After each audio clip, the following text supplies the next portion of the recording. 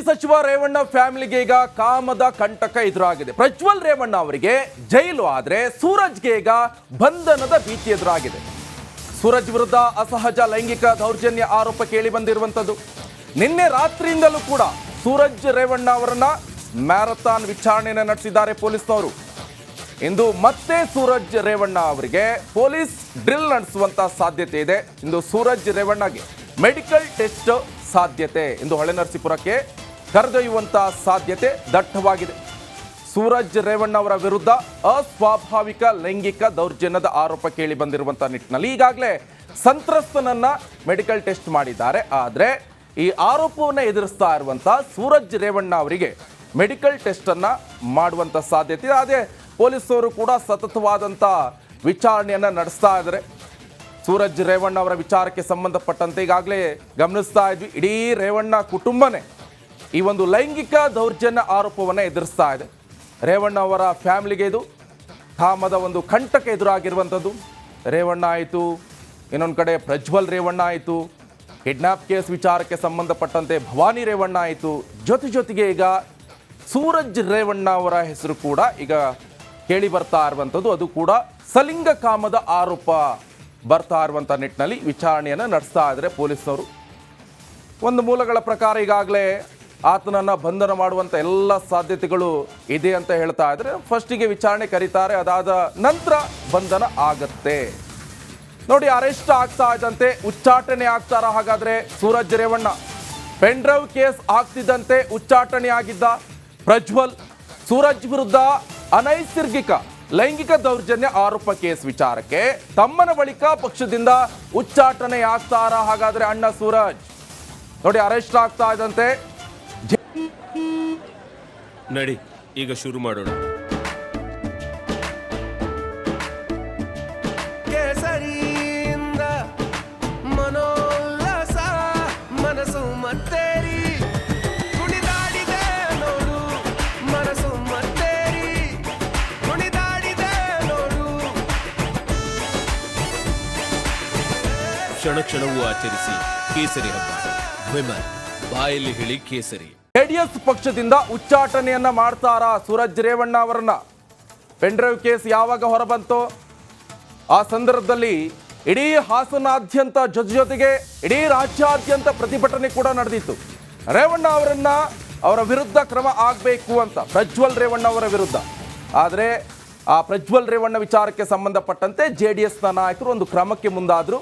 ಪ್ರಜ್ವಲ್ ರೇವಣ್ಣ ಅವರನ್ನ ಪಕ್ಷದಿಂದ ಉಚ್ಚಾಟನೆ ಮಾಡಬೇಕು ಎನ್ನುವಂಥ ನಿರ್ಣಯವನ್ನು ತೆಗೆದುಕೊಂಡ್ರು. ಹಾಗಾದ್ರೆ ಈಗ ಸೂರಜ್ ರೇವಣ್ಣ ಅವರ ಕೇಸಲ್ಲಿ ಅದೇ ಆಗತ್ತಾ ಹಾಗಾದ್ರೆ ಎನ್ನುವಂಥ ಪ್ರಶ್ನೆ.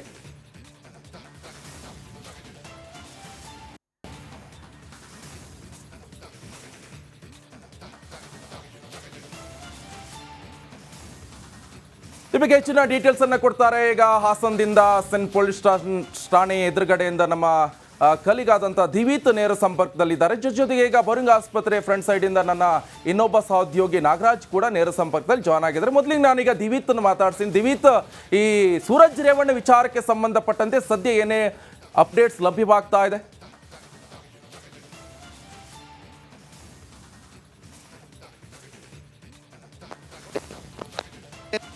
ನಿರಂತರವಾಗಿ ಈ ಒಂದು ಏನೆಲ್ಲ ಆಗ್ತಾ ಇದೆ ಬೆಳವಣಿಗೆಗಳನ್ನ ಜನ ಅಲ್ಲಿ ಏನು ಬೆಳಗಿನ ಹೋದಂತ ಸಂದರ್ಭದಲ್ಲಿ ತೋಟದ ಮನೆ ಬಳಿ ನೇರ ಮೌನ ಇತ್ತು. ಅದಾದ ಬಳಿಕ ಒಂದಷ್ಟು ಜನ ಬೆಂಬಲಿಗರು ಬರ್ತಾರೆ, ಅದಾದ ಬಳಿಕ ಒಂದಷ್ಟು ಜನ ಸಿಬ್ಬಂದಿಗಳು ಬರ್ತಾರೆ, ಅಧಿಕಾರಿಗಳು ಬರ್ತಾರೆ, ಪೊಲೀಸ್ ಸಿಬ್ಬಂದಿಗಳು ಬರ್ತಾರೆ. ಎಲ್ಲರೂ ಕೂಡ ಬಂದಂತ ಸಂದರ್ಭದಲ್ಲಿ ಅನೇಕ ವಿಚಾರವಾಗಿ ಸಾಕಷ್ಟು ಅಂದ್ರೆ ಸಾಕ್ಷ್ಯಗಳ ಕಲೆ ಹಾಕೋದು, ಅಂಶಗಳನ್ನ ಕಲೆ ಹಾಕೋದು, ಮಾಹಿತಿಯನ್ನ ಕಲೆ ಹಾಕೋದಾಗುತ್ತೆ. ಯಾರು ಕೂಡ ಊಹೆ ಮಾಡಿರಲಿಲ್ಲ ಸೂರಜ್ ರೇವಣ್ಣ ಮಾಹಿತಿಯನ್ನ ಕಲೆ ಹಾಕೋದಾಗುತ್ತೆ. ಯಾರು ಕೂಡ ಊಹೆ ಮಾಡಿರಲಿಲ್ಲ ಸೂರಜ್ ರೇವಣ್ಣ ಅಲ್ಲೇ ಇದ್ರು. ಅಲ್ಲಿಂದ ನೇರವಾಗಿ ಏನು ಸರ್ಕಲ್ ಗ್ರಾಮಾಂತರ ಠಾಣೆಯ ಸರ್ಕಲ್ ಇನ್ಸ್ಪೆಕ್ಟರ್ ಪ್ರದೀಪ್ ಅವರ ನೇತೃತ್ವದಲ್ಲಿ ಹಾಸನದ ಸೆಂಟ್ ಠಾಣೆಗೆ ಸುಮಾರು 7:40 ಸುಮಾರಿಗೆ ಅವರನ್ನ ನಾವು ಕೇಳಿದಂತ ಎಕ್ಸ್ಕ್ಲೂಸಿವ್ ಆಗಿ ಸೂರಜ್ ರೇವಣ್ಣ ರಿಪಬ್ಲಿಕ್ ಕನ್ನಡ ಜೊತೆ ಮಾತನಾಡ್ತಾರೆ, ಕಾನೂನಿಗೆ ತಲೆಬಾಗ್ತೀನಿ ಅಂತ ಹೇಳಿದ್ದಾರೆ. ವಿಚಾರಣೆ ನಡೆದ್ರು ಕೂಡ ಅವರು ಆಚೆ ಬರಲಿಲ್ಲ. ಸೊ ಅದಾದ ಮೇಲೆ ಆಚೆ ಬರ್ತಾರೆ. ಒಂದಷ್ಟು ಜನ ನೋಡಿ ಬಂಧನದ ವಿಚಾರವಾಗಿ ಒಂದಷ್ಟು ಗೊಂದಲಗಳಿವೆ. ಕೆಲವರು ನೋಡಿ, ನಾನು ವಿಚಾರಿಸಿದ ಸಂದರ್ಭದಲ್ಲಿ ಒಬ್ರು ಪೊಲೀಸರು ಡಬಲ್ ಸ್ಟಾರ್ ಬಂಧನ ಅಂತ ಹೇಳಿದ್ರು, ಮತ್ತೆ ಕೆಲವರು ವಿಚಾರಣೆ ಅಂತ ಹೇಳಿದ್ರು. ಆದ್ರೆ ಆ ತಕ್ಷಣಕ್ಕೆ ಮಾತ್ರ ಅದು ಒಂದಂತೂ ಸತ್ಯ, ಅವರು ಅವರ ಡಿಸ್ಕವರಿ ಕಾರ್ ನಲ್ಲೇ ಓಡಾಡ್ತಾ ಇದ್ದಾರೆ. ಹಿಂದೆ ಮುಂದೆ ಪೊಲೀಸ್ ಇದ್ದಾರೆ, ಅವರ ಕಾರೊಳಗೂ ಕೂಡ ಪೊಲೀಸ್ ಇಟ್ಕೊಳ್ತಾರೆ.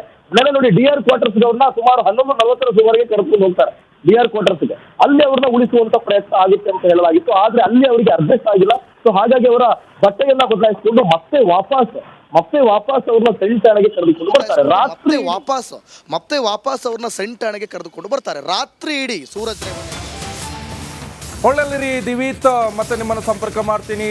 ಲೈಂಗಿಕ ದೌರ್ಜನ್ಯ ಕೇಸ್ನಲ್ಲಿ ಸೂರಜ್ ಅರೆಸ್ಟ್. ಲೈಂಗಿಕ ದೌರ್ಜನ್ಯ ಕೇಸ್ನಲ್ಲಿ ಈಗ ಸೂರಜ್ ರೇವಣ್ಣ ಅರೆಸ್ಟ್ ಆಗಿದ್ದಾರೆ.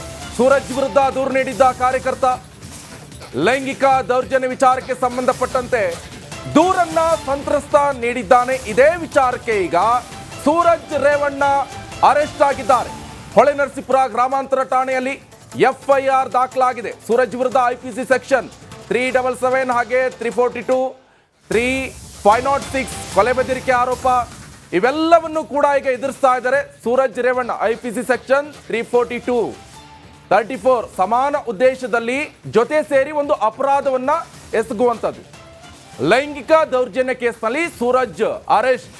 ಸೂರಜ್ ವಿರುದ್ಧ ಕಾರ್ಯಕರ್ತ, ಅದು ಕೂಡ JDSನ ಕಾರ್ಯಕರ್ತ ದೂರನ್ನ ಕೊಟ್ಟಿದ್ದಾನೆ. ಹೊಳೆನರಸೀಪುರದ ಗ್ರಾಮಾಂತರ ಪೊಲೀಸ್ ಠಾಣೆಯಲ್ಲಿ FIR ದಾಖಲಾಗಿದೆ. 377, 342, 506 ಹಾಗೆ 34 ಅಡಿಯಲ್ಲಿ 377 ಅಂತ ಹೇಳಿದ್ರೆ ಸೆಕ್ಷನ್ ಅಂದ್ರೆ ಲೈಂಗಿಕ ಕ್ರಿಯೆ, ಅಸಹಜ, ಅಸ್ವಾಭಾವಿಕ, ಅನೈಸರ್ಗಿಕ ಲೈಂಗಿಕ ದೌರ್ಜನ್ಯದ ಅಡಿಯಲ್ಲಿ ಅಂದ್ರೆ ಸಲಿಂಗ ಕಾಮವನ್ನ ಮಾಡಿದ್ದಾನೆ ಅನ್ನುವಂಥ ವಿಚಾರಕ್ಕೆ ಸಂಬಂಧಪಟ್ಟಂತೆ ಈ ಸೆಕ್ಷನ್ ಅನ್ನು ಹಾಕಿದ್ದಾರೆ. ಈ ಬಗ್ಗೆ ಹೆಚ್ಚಿನ ಡೀಟೇಲ್ಸ್ ಅನ್ನು ಈಗಾಗಲೇ ಕೊಡ್ತಾ ಇದ್ರು ಹಾಸನದಿಂದ ನನ್ನ ಕಲೀಗ್ ದಿವೀತ್. ಈಗಾಗಲೇ ನೀವು ಎಕ್ಸ್ಪ್ಲೈನ್ ಮಾಡ್ತಾ ಇದ್ರಿ, ಸದ್ಯ ಏನೆಲ್ಲ ಬೆಳವಣಿಗೆ ಆಗ್ತಾ ಇದೆ, ಇವತ್ತೇನೆಲ್ಲ ಅಪ್ಡೇಟ್ ಸಿಗ್ತುತ್ತೆ ಅಂದ್ರೆ ಈಗ ಏನೆಲ್ಲ ಪ್ರೊಸೆಸ್ ಆಗ್ತಾ ಇದೆ, ಈಗ ಅರೆಸ್ಟ್ ಆಗಿದ್ದಾರೆ ಅನ್ನೋ ಡೀಟೇಲ್ಸ್ ಸಿಗ್ತಾ ಇದೆ.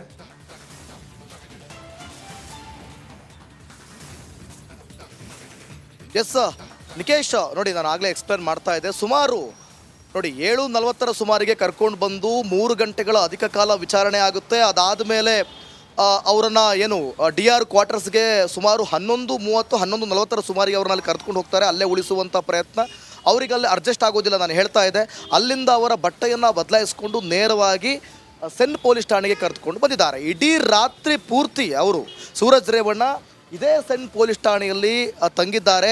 ಈಗ ಬಂಧನದ ವಿಚಾರಕ್ಕೆ ಬಂದಾಗ ಒಂದಷ್ಟು ಗೊಂದಲಗಳಿವೆ ಬಂಧನದ ವಿಚಾರದಲ್ಲಿ. ಯಾಕೆಂತಂದರೆ ಪೊಲೀಸ್ನವರು ನೋಡಿ ನಿನ್ನೆ ನಾನು ಡಬಲ್ ಸ್ಟಾರ್ನ ವಿಚಾರಿಸಿದಂಥ ಸಂದರ್ಭದಲ್ಲಿ ಅವರು ಅರೆಸ್ಟ್ ಅಂತ ಹೇಳಿದ್ರು, ಮತ್ತೆ ನೋಡಿದ್ರೆ ವಿಚಾರಣೆ ಅಂತ ಹೇಳಿದ್ರು. ಆದರೆ ಇಲ್ಲೊಂದು ಪ್ರಮುಖವಾಗಿ ನೀವು ಗಮನಿಸಬೇಕಾಗಿರೋದು, ಸೂರಜ್ ರೇವಣ್ಣ ಅವರ ರೇಂಜ್ ರೋವರ್ ಡಿಸ್ಕವರಿ ಕಾರ್ನಲ್ಲಿ ಓಡಾಡ್ತಿದ್ದಾರೆ. ಆ ಕಾರ್ನೊಳಗಡೆ ಪೊಲೀಸ್ನವರು ಇರ್ತಾರೆ, ಮತ್ತು ಮುಂದೆನೂ ಪೊಲೀಸ್, ಹಿಂದೆನೂ ಪೊಲೀಸ್. ಸೊ ಒಟ್ಟಲ್ಲಿ ಪೊಲೀಸರ ವಶದಲ್ಲಿದ್ದಾರೆ. ಯಾವುದೇ ಕ್ಷಣದಲ್ಲಿ ಅವ್ರನ್ನ ಈಗ ಹೊಳೆನರಸೀಪುರಕ್ಕೆ ಕರೆದುಕೊಂಡು ಹೋಗ್ಬೋದು. ಮೆಡಿಕಲ್ ಸಾಧ್ಯತೆ ಇದೆ.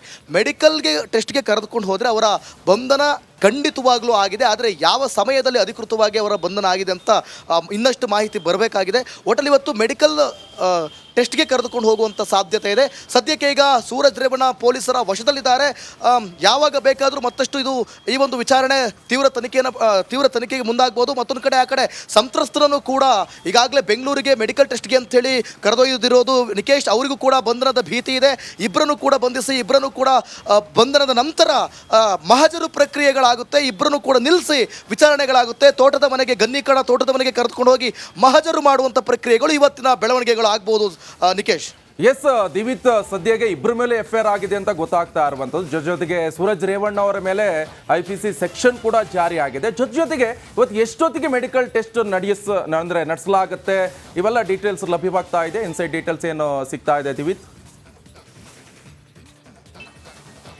ನಿಕೇಶ್ ನೋಡಿ, ಈಗ ಮೆಡಿಕಲ್ ಟೆಸ್ಟ್ಗೆ ಇನ್ನೇನು ಕೆಲವೇ ಸಿದ್ಧತೆಗಳನ್ನು ಮಾಡಿಕೊಳ್ಳಲಾಗ್ತಾ ಇದೆ ನಿಕೇಶ್. ಇನ್ನೇನು ಕೆಲವೇ ಕ್ಷಣಗಳಲ್ಲಿ ಅವರನ್ನ ಮೆಡಿಕಲ್ ಟೆಸ್ಟ್ಗೆ ಕೊಂಡೊಯ್ಯುವ ಸಾಧ್ಯತೆ ಇದೆ. ಒಂದು ವೇಳೆ ಸುಮಾರು 9 ಗಂಟೆ ಅಥವಾ 10 ಗಂಟೆ ಒಳಗಡೆ ಅವ್ರನ್ನ ಮೆಡಿಕಲ್ ಟೆಸ್ಟ್ಗೆ ಕರೆದೊಯ್ಯುವಂಥ ಸಾಧ್ಯತೆ ಇದೆ. ಒಂದು ವೇಳೆ ಅವ್ರನ್ನ ಮೆಡಿಕಲ್ ಟೆಸ್ಟ್ಗೆ ಕರೆದೊಯ್ತು ಅಂತಾದರೆ ಖಂಡಿತವಾಗ್ಲೂ ಅವರ ಬಂಧನ ಆಗಿದೆ ಅಂತಲೇ ಲೆಕ್ಕಾಚಾರ. ಈಗ ಅವರನ್ನ ಸದ್ಯಕ್ಕೆ ಈಗ ಅವರು ವಶದಲ್ಲಿದ್ದಾರೆ. ಇನ್ನೇನು ಕೆಲವೇ ಕ್ಷಣಗಳಲ್ಲಿ ಮೆಡಿಕಲ್ ಟೆಸ್ಟ್ ಅದಾದ ಬಳಿಕ ಅವರನ್ನು ಹೊಳೆನರಸೀಪುರಕ್ಕೆ ಕೊಂಡೊಯ್ತಾರೆ. ಅಲ್ಲಿ ಒಂದಷ್ಟು ವಿಚಾರಣೆ ಆಗುತ್ತೆ. ಅಲ್ಲಿಂದ ನೇರವಾಗಿ ಸಂತ್ರಸ್ತನ ವಿಚಾರದಲ್ಲಿ ಯಾವುದೇ ರೀತಿ ಬೆಳವಣಿಗೆ ಆಗುತ್ತೆ ನೋಡಿಕೊಂಡು ಆಗಲೇ ನಾನು ಹೇಳಿದಾಗೆ ಮಹಜರು ಪ್ರಕ್ರಿಯೆಗಳು ನಡೀಬೋದು ನಿಕೇಶ್. ಓಕೆ, ಥ್ಯಾಂಕ್ ಯು ದಿವೀತ್ ನಿಮ್ಮೆಲ್ಲ ಡೀಟೇಲ್ಸ್ಗೆ.